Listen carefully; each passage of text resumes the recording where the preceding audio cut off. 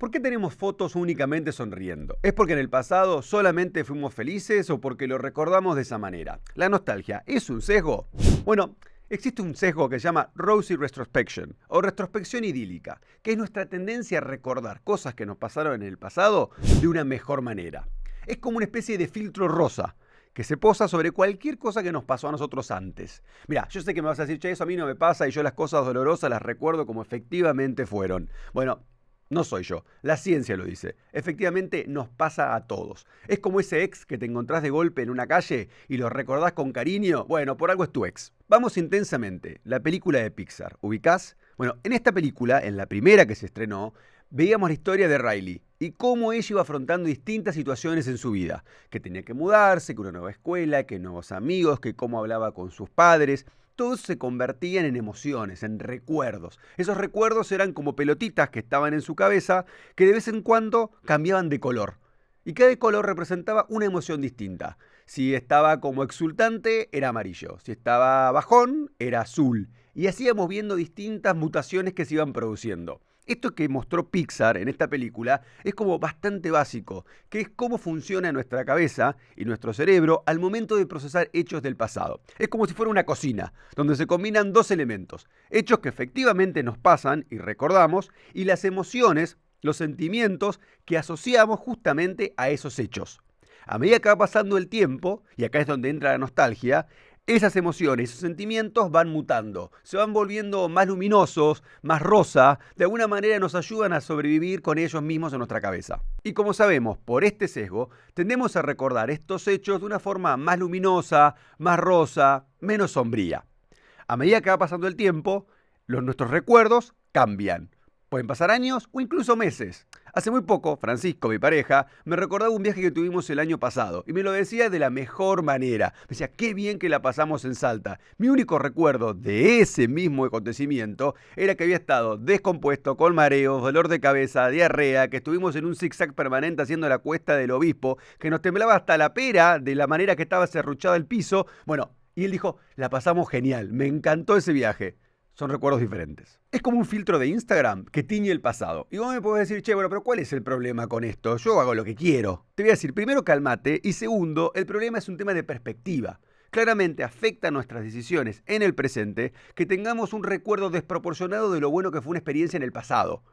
Por ejemplo, querés poner tu casa en venta, ¿sí? Bueno, tu valor para poner en el mercado es 100. El mercado te quiere pagar 95 y tenés una oferta de 92. Bueno, en una negociación lógica tratarías de encontrar una zona de común acuerdo, como las siglas dicen en inglés. ¿Qué pasa? Como para vos es tan valioso el recuerdo que tenés sobre esa casa, la mera posibilidad de sentarte a negociar se vuelve completamente incomprensible y te retirás de la negociación. La retrospección idílica es uno de esos mecanismos que nos ayuda a adaptarnos a nuestro contexto, a nuestro presente y ser lo más eficientes posible. Es como que nuestra memoria funciona de una manera completamente selectiva. Están los hechos que sucedieron efectivamente en el pasado y las emociones asociadas a ellos.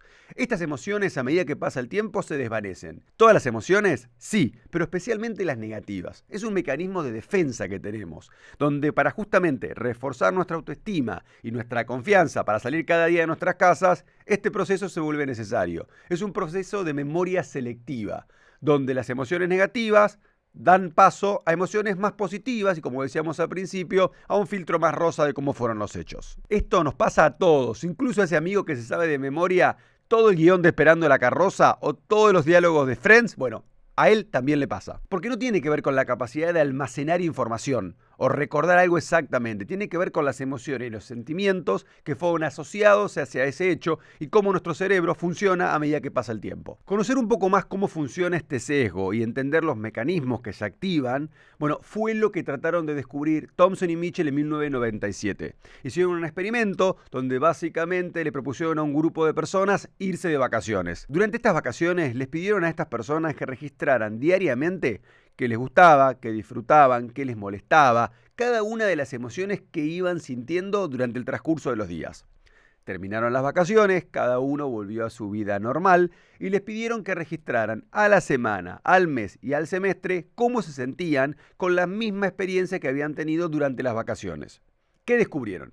Que efectivamente las cosas malas una caminata agotadora, un calor insoportable, se habían suavizado durante el transcurso del tiempo. Ya no eran tan malas como en ese momento habían evaluado. Y las cosas buenas, un lindo paisaje, un buen momento, se habían intensificado. Básicamente lo que venía contándote.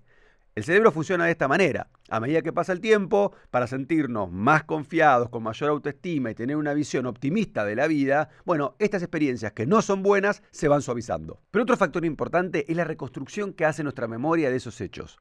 Esos hechos se pueden ver claramente alterados por una interpretación, por una percepción, por el contexto actual.